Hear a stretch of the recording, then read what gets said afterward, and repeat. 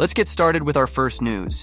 Former UFC light heavyweight champion Yuri Prochazka is the latest to question Tom Aspinall's eye injury suffered at UFC 321. While Aspinall's father's recent comments pointed to a serious health concern for the heavyweight champion, that hasn't stopped a storm of criticism from coming his way. Prochazka took to X, where he hinted that he would have handled the situation differently, suggesting that fighters must be ready to face adversity no matter what. However, Aspinall's situation appears to be far from ordinary. In a recent interview, Tom opened up about how dangerous the sport can be at this level. He said that what happened to him has highlighted the risks fighters take every time they step inside the octagon. If they want to do something about it, they should. If they care about people, they should, Tom said firmly. He explained that he doesn't fight for shareholders or corporate interests. He does it because he loves the sport and wants to share it with his family. I want to do this with my son. I want to spend time with my kids, he added, emphasizing that his motivations are personal, not financial. Aspinall also addressed the criticism online, noting that many people, including analysts and former fighters, have shared their opinions, often harshly. But he made it clear he's not paying attention to the noise. I don't read it, and I don't care about it, he said. Meanwhile, his father's statements have fueled concern, suggesting that Tom's eye injury might be worse than initially expected. Reports indicate he suffered damage to both eyes, which could keep him out longer than fans hoped. Despite the criticism and speculation, Aspinall remains focused on recovery, determined to come back stronger than ever. Move on to another news. Brendan Allen has officially called out Du Plessis, making it clear that he's ready to step up and face the South African contender next. During a recent interview with Mike Bohn, Allen didn't hold back, sending a fiery message to Du Plessis and accusing him of going quiet ever since his win over RDR a few weeks ago. According to Allen, Du Plessis has always had something to say when Allen was on the losing end, but now that the tables have turned, he's suddenly silent. Du Plessis always talks when I'm losing, Allen said. He knows I'm a tough test, and that I can probably beat him. Obviously he's a fighter, so he's going to believe he can win. But he knows it's not an easy fight. When I was on a winning streak and close to a title shot, he got real quiet, like a mouse in church. Now, after that last performance, what can he really say? Allen went on to criticize Du Plessis' recent outing, claiming he was completely dominated. He literally just got dominated. It wasn't a close fight, not for a single round. I'll even be nice and say maybe 23.5 minutes, but the rest of the fight, he had nothing for the other guy, Allen added. You were supposed to be the champion, and you got dominated. That's not supposed to happen at this level. His comments come after Du Plessis' tough loss to Khamzat, a fight that left fans and analysts questioning whether a rematch makes any sense. Even Joe Rogan weighed in, saying Du Plessis might not be able to train enough in his lifetime to ever beat Khamzat. Given that, it seems a second fight between the two is highly unlikely anytime soon. Brendan Allen, meanwhile, sits at number 5 in the middleweight rankings and has been making a strong case for himself.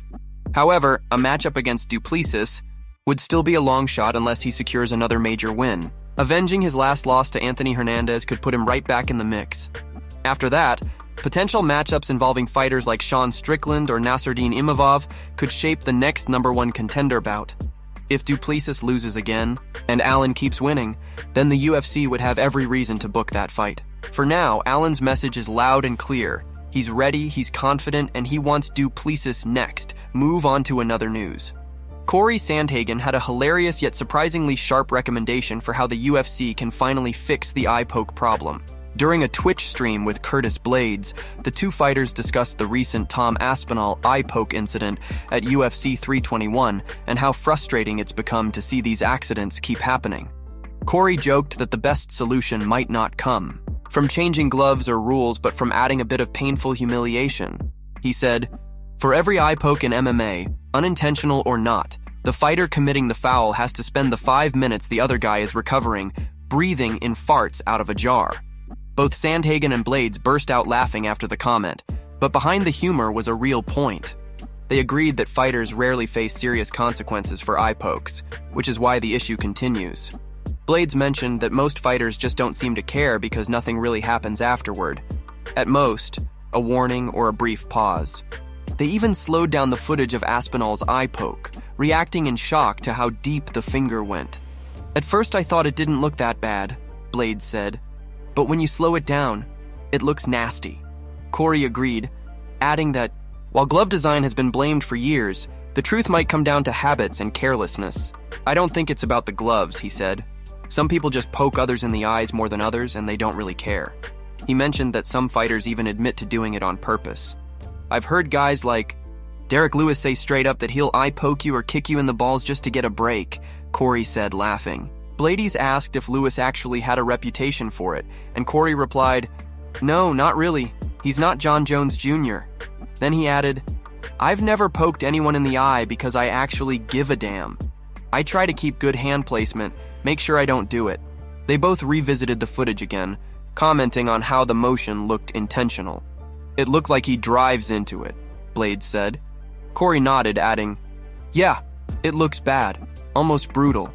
The conversation might have started as a joke, but it ended with both agreeing it's time for the UFC to find a real solution before something even worse happens. Move on to another news.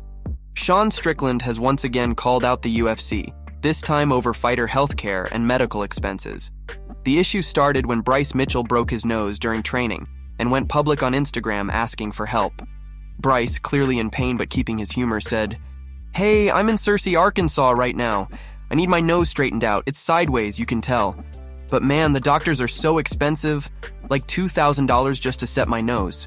Can somebody, in Searcy, by the grace of God, please fix my nose for free?"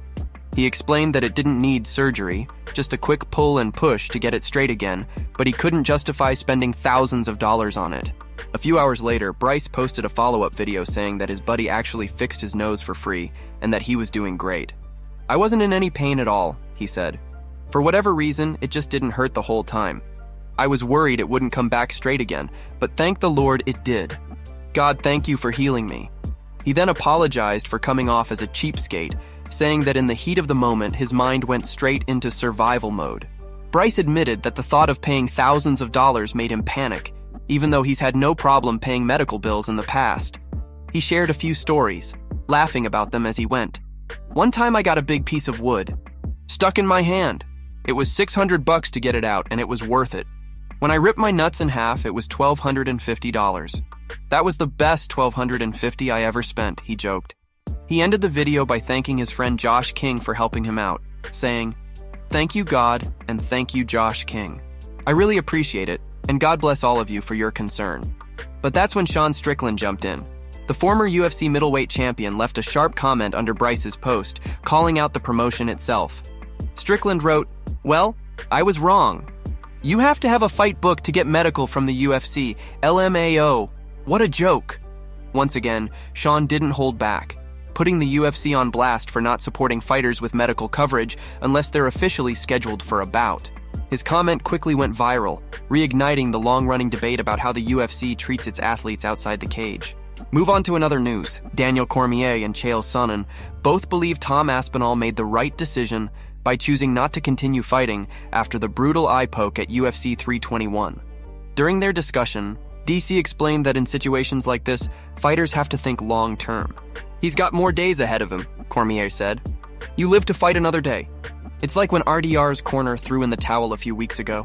Sometimes that's the smart move. If you can't see and you're the reigning defending champion, then you don't fight. You've got too much to lose." Chael agreed completely, adding that people often confuse bravery with recklessness. "We always try to measure the smart decision versus the honorable decision," he said. "I thought Anthony Smith was very honorable when Jon Jones kneed him in the head while he was down. But at the same time, that was a dumb decision. He could have taken the win, gone home as champion, and then come back for the rematch to collect pay-per-view points. Sometimes being too honorable costs you everything." Cormier echoed that sentiment, saying that Aspinall's choice wasn't about pride, it was about protecting his career. "Tom Aspinall just made the smart decision, and that's what upset a lot of people," DC said. "Fans always want to see a warrior go out on his shield, but this isn't about ego. It's about longevity. You don't risk your vision for a few extra minutes in the cage." Sonnen followed up by praising Aspinall's composure under pressure. "He's the heavyweight champion of the world," Chael said. "He knows what's at stake. His job isn't to prove toughness, he's already done that. His job is to leave the arena with the title he walked in with. That's what being a professional is about." Both analysts agreed that the backlash against Aspinall was unfair. Cormier said that unless you've been in that position, you can't understand how terrifying it is not to see. The man took multiple pokes to the eye, DC explained. He's got nothing to prove to anyone. He's already shown he's one of the most dangerous heavyweights on the planet. Walking away wasn't quitting, it was surviving. In the end, both Cormier and Sonnen stood firmly by Aspinall, saying that while fans may have wanted more action, the champion made the only decision that truly mattered: to fight another day, move on to another news. Tom Aspinall's father has officially responded to Dana White's recent comments following the controversial ending at UFC 321. The fight ended after a severe eye poke left Tom unable to continue, and ever since, the MMA community has been divided. Some claim that Tom was looking for a way out, while others insisted it was a brutal and legitimate injury.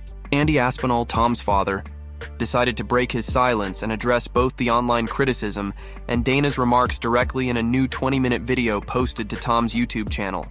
According to Andy, Tom's eye injury is far worse than most people think. He revealed that his son still cannot see out of his right eye and has only about 50% vision in his left. "It's bad," Andy said bluntly. "We went to see a specialist at Cheadle Hospital, and they confirmed it.